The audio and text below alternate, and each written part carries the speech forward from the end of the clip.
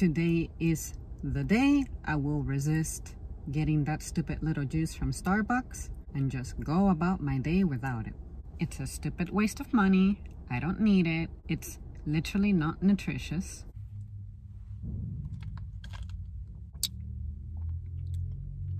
Wow. So I was curious about what kinds of topics are hot topics or debate topics in 2023 currently, because if there's something that I miss about my life is having to go to school. I wish that now that I have the little bit of resources that I have now, such as a car especially, I think I would have enjoyed going to school more because I wouldn't have to ride the bus sometimes when it felt dreadful at times. Little things like that. The I didn't grow up privileged type of thing. But either way, I was still grateful that my school experience did not have to interrupt my mom's workflow, because at the time that school used to get out and I was living alone with my mom's job would occupy her until around 5 o'clock, and school was out for me around 3. So at least I only had about an hour and a half, sometimes 2, to be by myself at home. A topic that came up on this forum was different people attend college for different reasons. What do you think are some of those reasons people go to college? Had this question been asked to me only like 2 years ago, 3 years ago, I would have had a very basic black and white, and I would have said something like, well, it's because of course people associate having a degree with having a better job, a job that pays better, and the statistics show that that's how it works. Also to protect yourself from ending up being a blue-collar worker, because I don't know why people disparage blue-collar workers so much. Maybe it's not the workers themselves, it's more about the position that being blue-collar is. I get it. It's not fun. It's not fun to be severely underpaid and not get any benefits that are worth your while. Given how big the blue-collar workforce is, I think it's time we stop disparaging them to be aspiring to be a white-collar worker because you don't want to have the riskier jobs and you would much rather live a relaxed life in which a lot of manual physical labor isn't involved. But have you actually thought about the cost of that?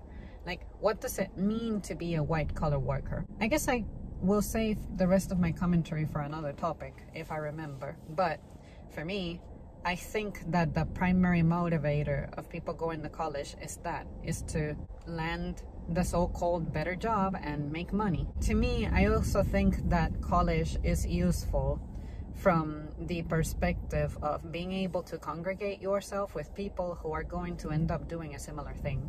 It's a great way to establish yourself with a network of people who are similar to you, may have similar goals to you, may have a similar motivation to you. Basically, it's segregating. It's weeding yourself out of the people who wouldn't be very helpful for you. You'll be in a more of a melting pot kind of society, immediate society, as opposed to dealing with like a salad kind of society where, say, if you have my job, which is retail, I will encounter people from all walks of life because people get hungry and the sensation and need for food is not going anywhere in my lifetime. I know that for sure based on the way I'm designed. So I'm condemned to live a salad kind of lifestyle with interacting with people. Personally, the motivation that I had for going to college was more about enhancing my ability to learn, enhancing my ability to think, enhancing my ability to work. It's pretty much a refinery for me. Say, if I was already a straight A student, well, going to college would serve as a refinery of whatever aspects of me in school needed revision. No matter how much of a stellar student I was from K through 12, there are things that you need to level up from to get better with. For instance, the way I present myself, the way I speak, oratory courses, possibly my ability to address an audience of more than 20 people, maybe having to defend a research I performed. Basically, it's the more controlled, professional, serious, simulated version of everything that high school tried to be but just couldn't, especially considering my school district. For me, college is simply a refinery. It's like, oh, okay, you like sciences, you know a lot about science, but do you actually know how to get deep into the sciences and actually use your hands for labor purposes, as opposed to just cramming facts in your brain? Oh, here you go. This is the refinery. You have a lot of raw kind of power, raw material. What if we refined it? That's how I look at it. I think college was a thing for me. It was the place for me to go and the thing for me to do, but I just did not believe in what that would do for my lifestyle.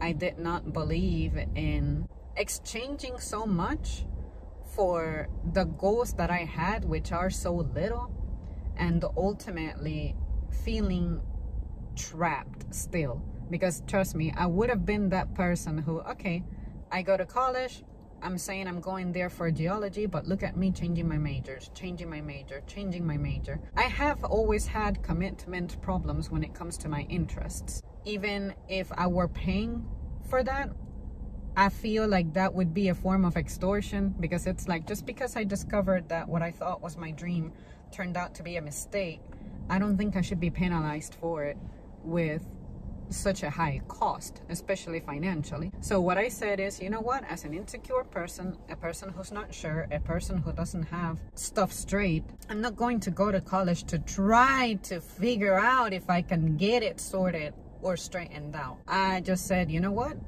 if I'm not sure about the product being sold to me, I'm not gonna consume it. There's a part of me that's happy that I decided to skip the college avenue altogether, because I find that maybe for me, this is what's ultimately best for me. I do not feel inferior. I don't feel the need of achieving things that are on a professional level. Like, I wasn't trying to be the best teacher. I wasn't really trying to change minds or influence things around here, especially when the community doesn't seem to arrive at a consensus of what direction we want to go in. Teaching, for example, that would have been the most viable path for me, but look at what we're arguing about now. You don't want to teach about race matters in schools. Now there's the whole gender stuff that we gotta incorporate now, and by the time that I would have completed my college, my training would have become obsolete, because that stuff that we're hearing about now wasn't really a thing during my years. It's those things. Once you have a clear direction of where we want to go as a society, then you can count on my support. But I'm not going to throw myself into a career to be the one fighting with some of those things and being like, well, no, I'm coming here because I think that my way is the way that things should be done. You know, I'm just not someone who's competing for anything. I'm not competing for resources. I'm not competing for houses. I'm not competing for mates. Just because I'm competitive doesn't mean that I'm a competitor. And I don't want to live the lifestyle of the competitor, because again, that is a price. It's a cost that I am not willing to pay. So why do that? So I hope that made sense. Had this been a few years ago, I would have said, yeah, college is where people go to simply to get a degree and make more money, because they don't want to be working at Walmart for the rest of their lives, something like that. And honestly, I feel like what I'm doing is I'm not putting things on my plate that I feel I cannot handle. And if I were to put things like college and a professional preparation, certifications, and being responsible for things like that, that is going to put a load on my plate that I'm not willing to carry. I'm not willing to submit myself to what it means to have all those titles and credentials and things like that. So why on God's green earth would I try to lie to myself and submit myself to those things when I know it's not right for me? I think the best favor I can do for myself to take care of myself is to not indulge in things that are not right for me. I hope that makes sense, because we've all seen it. We see people who are supposed to be professionals, who are supposed to be the best in their fields, but what's happening to them? Their families are broken. They end up doing something stupid and they end up losing all their credits. I'm not saying this is everybody, but I'm saying that the more energy you put into something, that means that something else has to be neglected, because you cannot be a lot of things at the same time. You won't be able to be everything at the same time. So what I'm saying is that because I know I cannot be everything at the same time, I am picking to be what I want to be at the time that I feel like that's what I want to be, so that it doesn't clash with other things. Does that make sense? If I want to have a healthy and present home life, I'm going to sacrifice the career. It's just that simple. I know how to make my life incredibly simple. This path of greatness, aspire for this and that so that you can have more money and material resources and be able to travel and all that. Again, only someone who doesn't know me suggests that to me. Now, the people who do know me, what they say is, you know what? I know life is rough out here. I don't judge you. I don't blame you. Stay positive. Stay wonderful. Stay alive. Stay functional. I actually do enjoy talking to you, as opposed to the sluggish people out there, or the people who are just constantly wiped out and drowning in worries and all that. I have worries, trust me, but at least I can say that I have been able to reinforce my faith, and living in faith proved to me that I don't have to have a lot, especially a lot of insane things, to live a full life. So at least I can say that emotionally, though I have my down times, I know exactly how to pick myself right up. Some people get down and they stay down. At least I can say that I can get up maybe within a day or two and be back to the way things were, and embrace things and be able to enjoy the sunny weather, even though I'm a cloudy weather kind of person. If none of that made sense, no worries. This is just a major ramble on my part. I just wanted to get that out, because I just find it sad that people worry about others when others are not asking them to worry about them. See what I mean? Like, I get it. It's an instinct to want to worry about someone because you care and you love them, but worry about someone in a way that aligns with their values. Say, if I value being healthy and you see me eating junk food 3 times a day, then be like, hey Zam, usually you're like a healthy eater. Are you going through something? Because I've observed that you're doing things that you don't do usually and that you're not proud of, such as eating fast food. What's going on? And then I can be like, well, I'm stressed out as fuck. I'm miserable. I'm depressed. I'm going through this and that. And therefore, all I want is to eat for pleasure, because food is the only thing bringing me pleasure at the moment. I'm gonna gain weight, then I'm gonna be mad about how I'm fat and things like that. But maybe my priorities will get straightened out once I start gaining 50 pounds, you know, something like that. To me, that's the kind of friend I'm looking for. The kind of friend who reinforces who and what I know that I am, and not the kind of friend who has a vision in their mind of what I should be doing or where I should be based on their life experiences. Trust me, what you may think aligns for me probably wouldn't work for me. I've done that introspection. I know what I am, and I have embraced what I am, even if my networking, or say the career that I have, if you can call it a career, doesn't seem to align with that version of myself. Leave it alone. Leave it alone.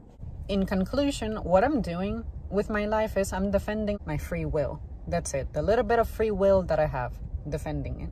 And finally, I think that one shouldn't be afraid of becoming part of the statistic of what you could have been, but you never were, for whatever reason. Landscaper! To finish my opinion, what I'm trying to say is, if I become in the future an older person who has regrets about what I could have been, but I never was.